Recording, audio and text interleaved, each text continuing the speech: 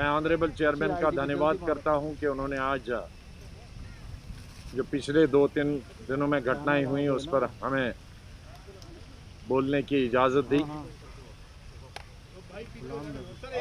मैं सब चीज़ को रिपीट नहीं करना चाहता हूं कि आप राज्यसभा की प्रोसीडिंग से वो स्पीच ले सकते हैं।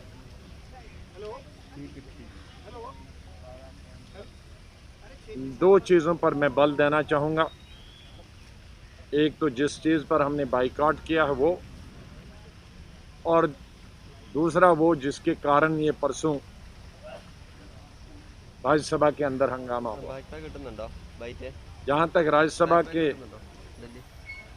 अंदर हंगामे का प्रश्न पैदा होता है, उसके कारण था कि समय बढ़ाने पर जो कंसेंसस था न बढ़ाने का, उसमें 18 पार्टीज एक तरफ से थी और समय बढ़ाने के लिए सिर्फ एक पार्टी थी। तो हमेशा जब कंसेंसस लिया जाता है तो जो मेजॉरिटी पार्टीज है उसका डिसीजन माना जाता है, जो कि नहीं माना गया और उसके चलते जो बिल है वो शोर शराबे में पास किया गया। राज्यसभा की हमेशा परंपरा रही है कि कोई भी कानून, कोई भी बिल शोर शराबे में पास नहीं किया जाता है, पारित नहीं किया जाता।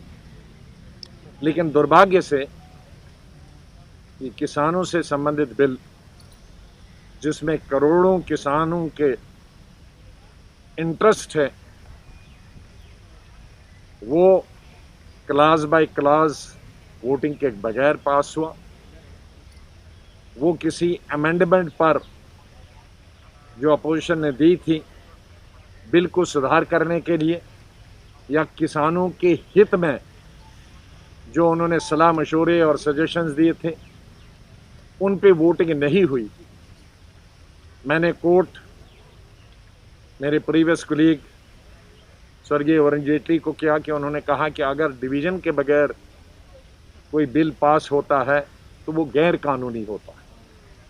वो एक अच्छे वकील भी थे, एलओपी भी थे। मैं उनको कोर्ट किया। मैंने गवर्नमेंट ऑफ इंडिया को भी कोर्ट किया कि वो सुप्रीम कोर्ट में गए हैं वहाँ की विधानसभा के खिलाफ उत्तराखंड की, कि जहाँ डिवीजन अलाउ नहीं किया था, तो government of India supreme court. तो हमने कल राष्ट्रपति जी को भी लिखा है कि जो बिल पास हुआ है उसमें तमाम प्रोसीजर्स जो होते हैं पार्लियामेंट्री वो पूरे नहीं किए गए हैं, इसलिए वो इस बिल को स्वीकृति न दें। ये हमने लेटर लिखी। तो ये हो गया परसों के हंगामे से संबंध। लेकिन आज जो हमने बाइकआउट किया, हमने इसमें 3 कंडीशन रखी। एक तो एमएसपी सरकार ने कल अनाउंस की, उसका मतलब है कि मंत्री और सरकार के बीच में कोई कोऑर्डिनेशन नहीं। ये जब किसानों का बिल परसों ला रहे थे तो एमएसपी तो उसमें अनाउंस करनी चाहिए थी। अब इतना हंगामा विपक्ष ने किया और उसके 2 दिन के बाद एमएसपी हो गया। चलो, एमएसपी कर दिया, उसका स्वागत है, हम उसके खिलाफ नहीं हैं।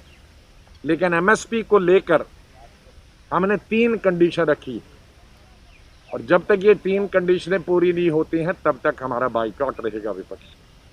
3 कंडीशनें हैं। नंबर 1 कि बिल में जो प्रावधान रखा गया है, पहले तो हम चाहते हैं कि माननीय राष्ट्रपति जी उसको स्वीकृति न दें, उसको परमिशन न दें ताकि उसमें अमेंडमेंट लाई जाए।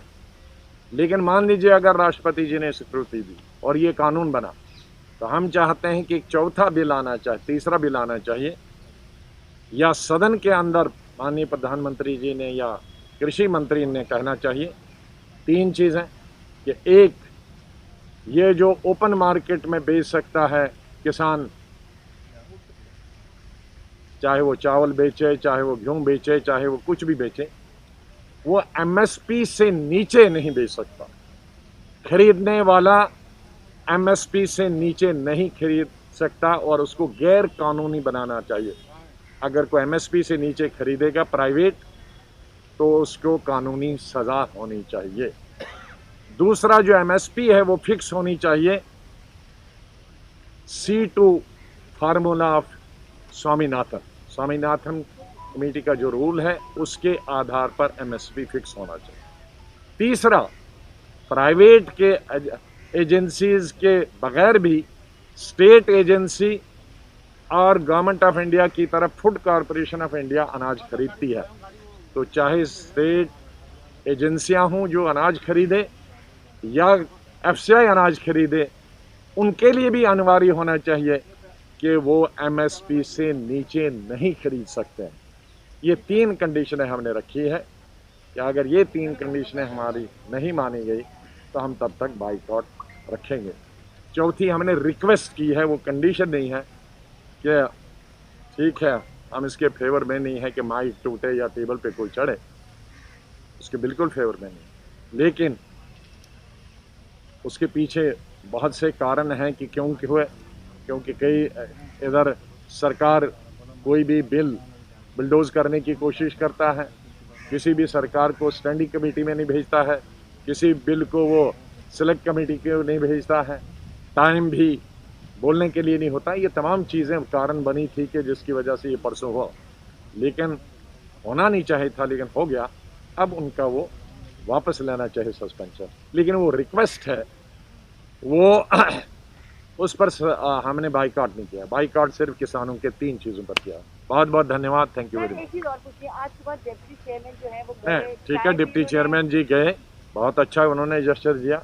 बहुत सारी पार्टीज़ के, हम लोगों की पार्टी के तो जाए, हम तो कल से 2 दफ़ा गए थे, रात को भी आए थे 10 बजे, लेकिन डिप्टी चेयरमैन साहब सुबह चाय लेकर गए, उसके लिए मैं उनकी सराहना कहूँगा कि आखिरकार भी यार एक फैमिली है, चेयर और नीचे एमपीज़ सब एक फैमिली हैं।